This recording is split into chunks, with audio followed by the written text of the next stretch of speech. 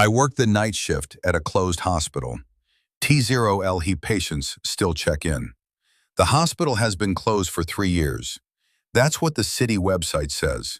That's what the boarded windows say. That's what the condemned, do not enter sign says. But every night at 11:47 p.m., the front desk phone rings, and I answer it. I'm not supposed to tell anyone I work here. Technically, I don't. Officially, I'm listed as Private Security, Municipal Asset Preservation. That's corporate speak for sit in a dead building and make sure teenagers don't graffiti the walls. The building is called St. Augustine Medical Center. It's shut down after structural issues. That's what the press release said. But if you dig far enough into old Reddit threads and archived news reports, you'll find another phrase that keeps popping up: unexplained admissions. The first night I worked here, I thought it was going to be easy money.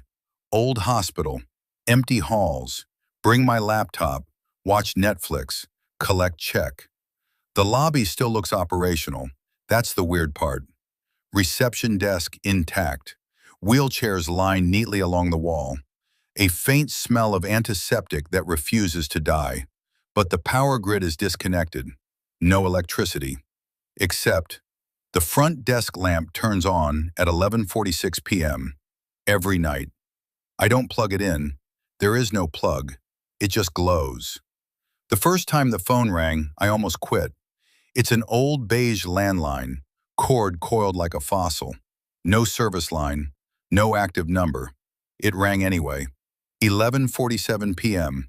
Exactly. I stared at it for a solid minute before picking up. St. Augustine Medical, I said automatically. Muscle memory from a job I never had. Static. Then a woman's voice, calm, polite. I'd like to check in. I laughed. Ma'am, the hospital is closed. Silence. Then she said, I know. And the line went dead. The front doors slid open. No power, no motion sensors, but they opened, and someone walked in. She looked normal, mid-30s, gray coat, hospital wristband already on her arm. She walked straight to the desk. I have a reservation, she said. Reservation? Like this is a hotel. I told her she couldn't be here, that the building was condemned, that I was calling the police. She smiled softly. You already admitted me. Then she handed me a clipboard. My handwriting was on it. Patient intake form. Her name filled in. Room 412. Time of admission, 11:47 p.m. Signature, mine.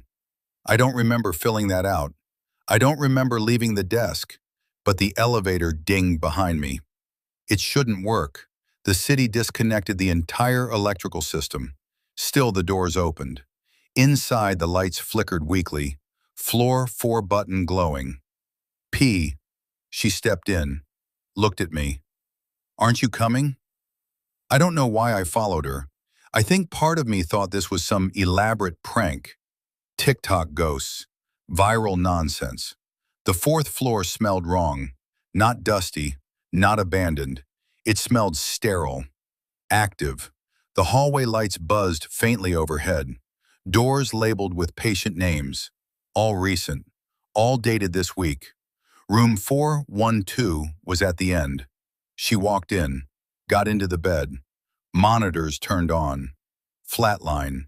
She was still breathing, but the monitor showed a flatline. Long, continuous tone. She looked at me calmly. This is the part where you chart it. Chart it.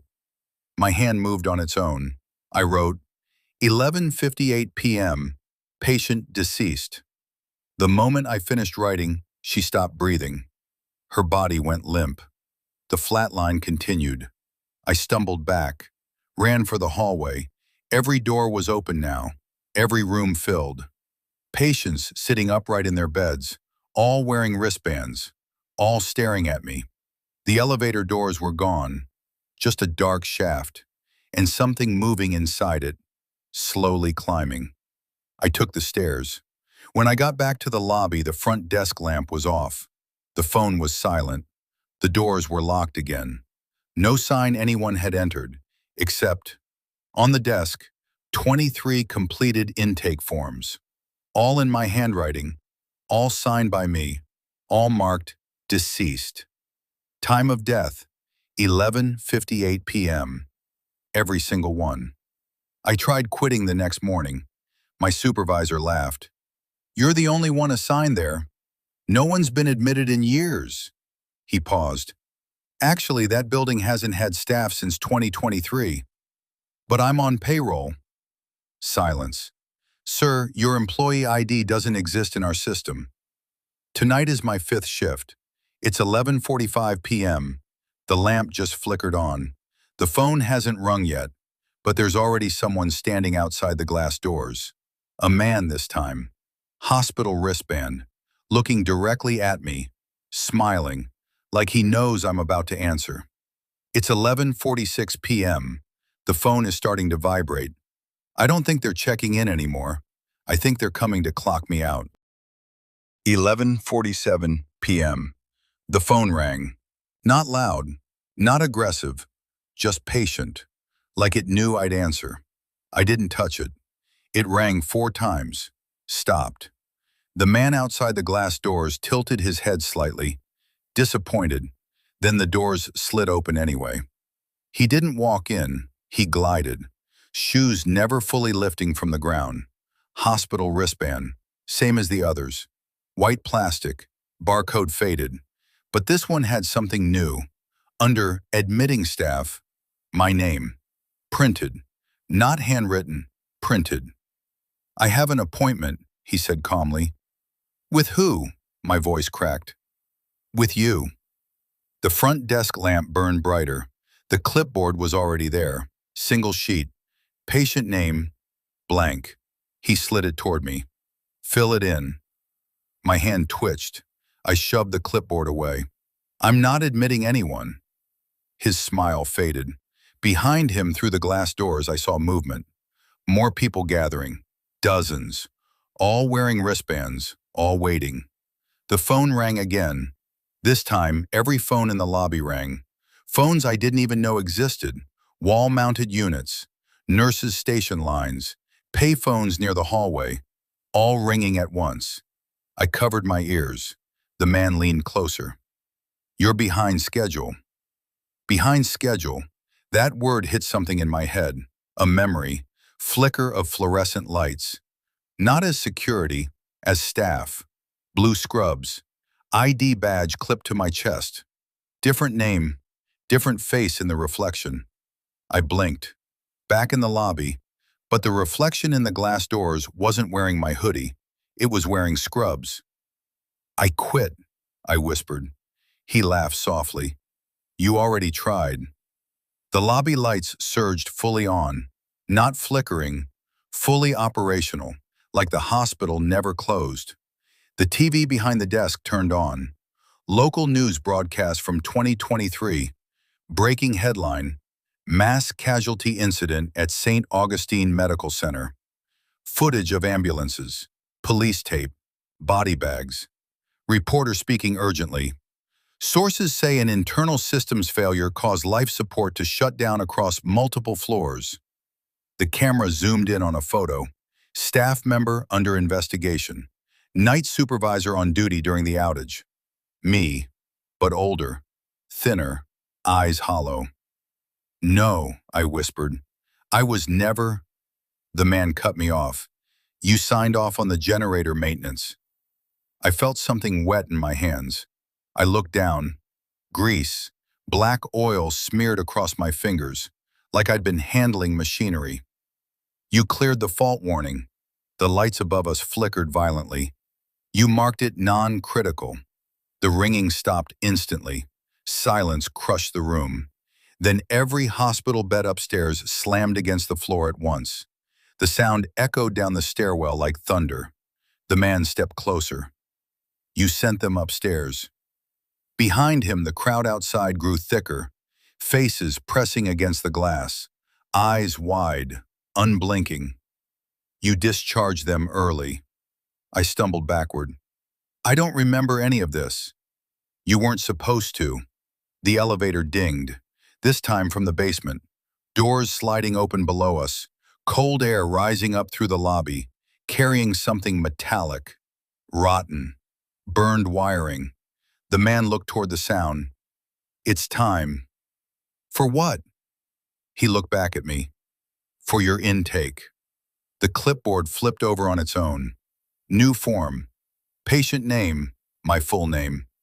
Room assignment, B-01. Condition, critical. Admitting staff, blank. He handed me a pen. You can't supervise yourself. The glass doors behind him shattered inward, but no glass fell. It dissolved midair. The crowd stepped inside in perfect silence, all of them staring, waiting. My reflection in the window changed again. Scrubs. ID badge. Title visible now. Night Operations Supervisor. I remembered. The generator alarm had been going off all night. I silenced it. Because administration said repairs were too expensive. Because we were understaffed. Because I wanted to go home. At 11:58 p.m., the power cut. Life support died. 4th floor first. Room 412. The man leaned in close. 23 patients. His breath was ice cold. You clocked them out. The basement elevator dinged again. Doors still open. Dark inside. Something shifting in the shadows. Something breathing. And it sounded like it had been waiting for me. The crowd began whispering. Not angry, not screaming, just repeating one phrase. Chart it, chart it, chart it. The pen was still in my hand. The intake form blank except for my name. Time, 11:47 p.m. I don't think I'm security. I don't think I've been security for 5 shifts. I think I've been on probation. And tonight, they're auditing. The basement just got warmer, and something down there just said my name. The basement isn't on any map. I checked, before all this. There's supposed to be storage, old equipment, broken beds, filing cabinets from the 90s, not B-01, not a functioning elevator, not warm air rising like something alive is breathing through vents that don't exist. The crowd didn't follow me to the elevator. They didn't need to. They just watched. 23 of them, standing in perfect rows in the lobby. All patients I supposedly clocked out. All silent, all waiting for me to go downstairs. The man with my printed name on his wristband stepped aside. After you. Corporate courtesy, polite execution. The elevator ride down felt longer than it should have been. Basement is 1 level. This felt like sinking through layers. The floor indicator flickered. B1, B2, B3, no such levels. The lights inside the elevator began dimming in rhythm, like a pulse, not electrical, biological. When the doors opened, I understood something instantly. This hospital never closed. It just inverted. The basement hallway was fully lit, cleaner than upstairs. Polished tile floors, fresh paint, monitors mounted on the walls. All turned on, all showing heartbeats. 23 of them, beeping steadily, alive. At the end of the corridor, room B01, the door was already open. Inside, a hospital bed, restraints attached, IV stand, heart monitor, and a chart hanging at the foot of the bed. My chart, name, admitting time, 11:47 p.m. Cause of admission, administrative negligence. Prognosis, pending. There were notes written underneath, all in different handwriting, but signed by the same name, St. Augustine. Not a person, a signature, like the building itself had approved it. Behind me, the elevator doors closed, softly. No dramatic slam, just final. The monitors in the hallway began syncing, their beeps aligned, one steady rhythm, like a countdown. I stepped back into the hallway. The walls were covered in framed photographs, staff photos, employee of the month, night shift awards, retirement plaques. Every single one had my face in it. Different ages, different haircuts, different decades. Me. Always night shift, always supervisor. I don't think I was hired. I think I was assigned. The intercom crackled overhead. A voice spoke. It wasn't human. It wasn't distorted. It was layered, like 23 voices speaking perfectly in sync. Night operations supervisor, please report to room B01. Pause. For correction. The hallway temperature dropped instantly, breath visible. The heart monitors on the wall started flatlining one by one. Not chaotic, sequential. First monitor, flatline. Second, flatline. Third, fourth. Each flatline echoed through the corridor like a judge's gavel, until only one heartbeat remained, the one inside B01. Mine. The restraints on the bed began tightening, slowly, like they expected wrists inside them. The IV bag started filling on its own. Dark liquid, thicker than blood. I ran back to the elevator. Button didn't work. Of course it didn't. I pounded on the doors. Nothing. Then the display above it flickered. Up. Someone was coming down. The elevator opened. It wasn't empty. The man from the lobby stepped out, but he looked different now. Less solid, skin slightly translucent, eyes darker. You forgot one file, he said calmly. He handed me another chart. Room 412. The first woman. Cause of death, power failure. Time, 11:58 p.m. Signed by Night Operations Supervisor. He looked at me carefully. You still haven't charted your own. Behind him, through the open elevator, I saw the lobby, but it wasn't empty anymore. It was operating. Doctors running, nurses shouting, code blue alarms blaring, lights flashing. The night of the outage, the real one. And I was there, at the desk, ignoring the generator alarm, silencing it because I was tired, because administration told me not to escalate, because it was non-critical. The man leaned closer. You want to know why the hospital never closed? My throat tightened. Because we still need a supervisor. The hallway monitors all flatlined at once. Total silence. Except the heartbeat inside B01. Faster now. Panicked, like it knows what's coming. The door to B01 slammed shut behind me. The bed restraints snapped upward, grabbing my wrists, my ankles. I didn't even feel myself fall.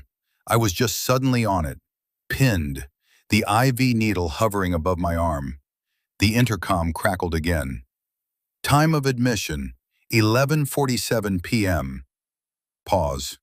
Time of correction, 11:58 p.m. The IV plunged into my vein. Cold, freezing. My vision blurred. The last thing I saw before everything went dark was the wall clock. 11:57 p.m. 1 minute left. When I opened my eyes, I was back at the front desk, hoodie on, lamp glowing, phone silent, empty lobby, wall clock, 11:46 p.m. 1 minute before the phone rings. On the desk, a new stack of blank intake forms, 24 of them, and at the top of the pile, mine, still unsigned.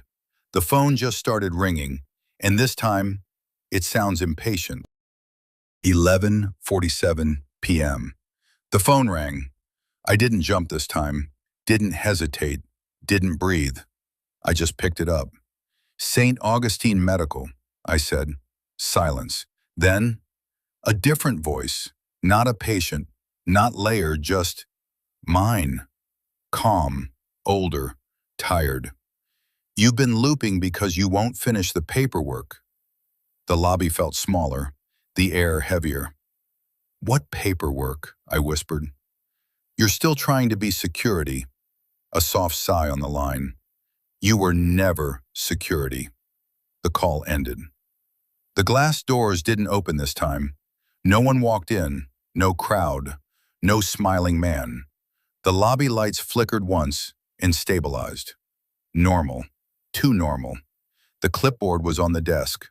Only one intake form now. Not 24, just one. Mine.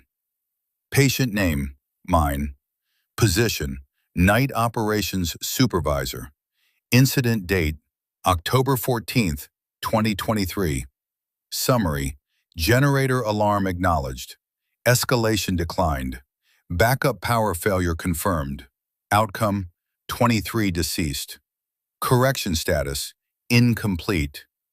There was a final blank line. Cause of failure. My hand hovered over the pen. For 5 shifts, maybe 5 years, I'd blame the building, the wiring, administration, budget cuts, the city, anything but me. But I remembered now. The generator alarm wasn't subtle. It wasn't quiet. It was screaming.